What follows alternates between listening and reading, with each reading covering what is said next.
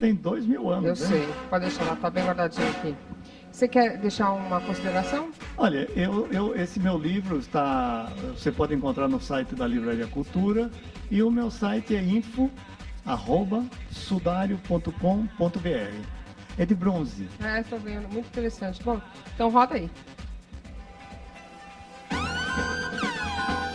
Investigação especial. Desde o início, a religião cristã se baseia em dogmas. A existência de Deus, o julgamento final, o pecado. A evolução da ciência questiona cada vez mais essas certezas. Polêmica. Fé e razão em conflito. O manto usado para velar o corpo de Jesus.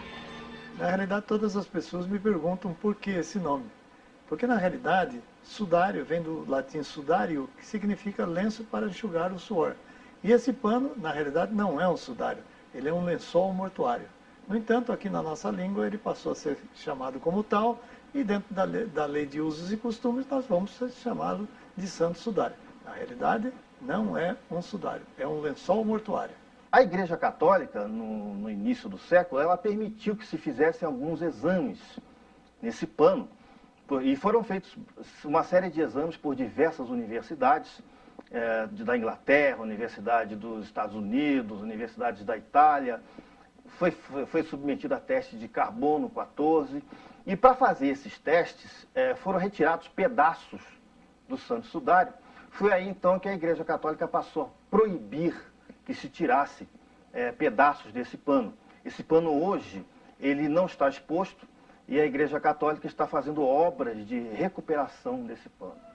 Um pedaço de pano com cerca de 4 metros de largura. Maltratado pelo tempo e cheio de marcas de sangue. Sagrado ou profano? É um assunto polêmico, porque, em primeiro lugar, é um pano muito grande. Ele tem 4,40 metros por 1,20 m de largura, e as pessoas acham que um pano com essa dimensão não poderia ter se mantido intacto até os nossos dias. Mas, na realidade, se trata de um linho especialíssimo, e hoje existem especialistas em panos dessa época que comprovam nitidamente, sem outros exames, unicamente analisando o pano, que é um pano que tem 2.000 anos de idade. O santo sudário não tem essa importância. O fato dele ser uma fraude ou não inviabiliza jamais a suposta existência de Jesus Cristo. Dorime, interimo ad appare dorime, ameno, lanciremo, dorime. Provar ou não a existência de Cristo. Eis o objetivo de quem encara a questão. O sudário, na realidade, é um pano, é um lenço. Antigamente, um pedaço de pano era lenço, e um pedaço de pano grande, um lençol. E quando as pessoas morriam e ficavam com o rosto deformado, e era uma coisa que poderia acontecer com a crucificação, colocava-se um pano para não ficar aquela ideia ruim do morto. E até hoje, em vários lugares, é comum colocar um lencinho de seda no rosto quando a pessoa tem o rosto deformado. É inevitável. A fé de alguns pode ser manipulada por outros. Existem usos para esse santo sudário, de acordo com os tempos, em que os papas utilizaram isso como forma de trazer fiéis. Então, o santo sudário ele passou uma época muito grande, não agora, que agora a coisa mudou, mas ele passou uma época muito grande de ser um grande objeto de marketing. O uso político da fé não é novidade. A história que deu origem à polêmica do sudário é um exemplo. Os romanos utilizavam a crucificação pregando o indivíduo na cruz, ao invés de amarrar, que era um método, um suplício, que além de ser um suplício, era um ato de humilhação, né? E o indivíduo crucificado deveria ficar crucificado na cruz e apodrecer, e se possível, ser comido por cães selvagens e abutres. E esse método, que foi idealizado pelos persas, eles podiam fazer esse tipo de cruz, que na realidade era um T, chamado cruz omissa, ou então ter uma parte superior, que é a comissa, onde eles podiam colocar uma identificação. Ou então em X. Quando eles queriam uma morte, e essa era uma morte lenta, porque para apressar, por exemplo, eles podiam quebrar os ossos do joelho ou dos calcanhares, onde eram apoiados. Quando eles queriam uma morte mais rápida, eles faziam o empalamento, que era pegar uma lança comprida e introduzir no períneo do indivíduo que ia até os ombros. Dorime, ameno, o manare imperavi ameno, dimere, matiremo, ameno. Longe das especulações, alguns fatos saltam aos olhos.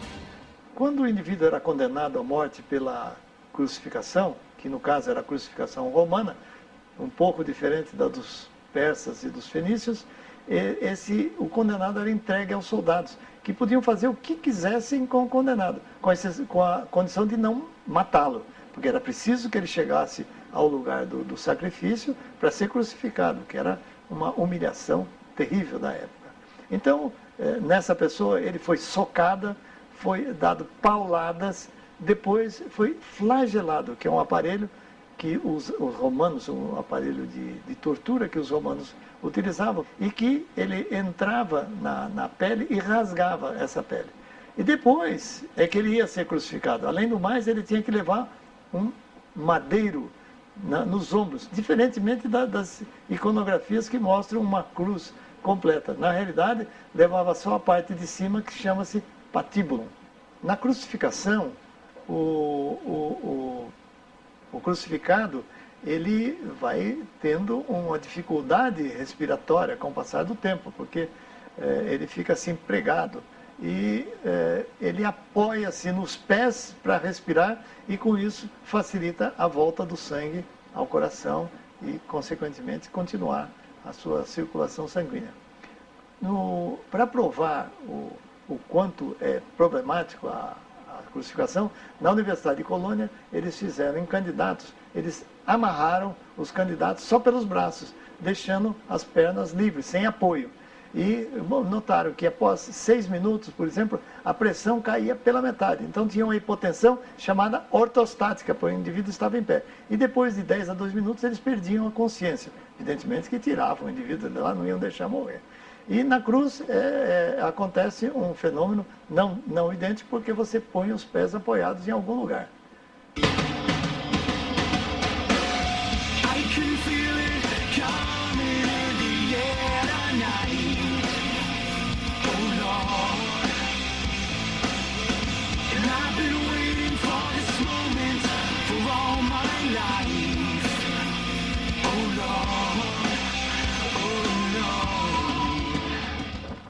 Bom, antes de mais nada, muito obrigado, senhor Manuel, pelas informações. E então, vamos começar o debate. Eu queria saber, quem pode me dizer exatamente quando foi encontrada essa mortalha? Quando foi encontrado? O que temos aqui, inclusive, vamos mostrar que temos aqui, isso aqui é uma cópia, né? Uma réplica. Uma réplica, certo? Foi o senhor que trouxe, certo? Certo. Ok. Ela foi encontrada no século XIV. Essa é uma das muitas evidências de que ela foi forjada, porque imagine um cristão que tivesse esse objeto, o sudário, chama-se de Santo Sudário, alguém que acha que ele é santo. O nome dele é Sudário de Turim. Começou você, hein? Eu vou lá dar uma olhadinha, calma, que eu quero saber se esse sudário é santo. Será que ele conseguiria passar 14 séculos incólume e de repente aparecer do nada? Achamos o sudário? É claro que não. Essa é uma indicação clara de que ele foi forjado no próprio século XIV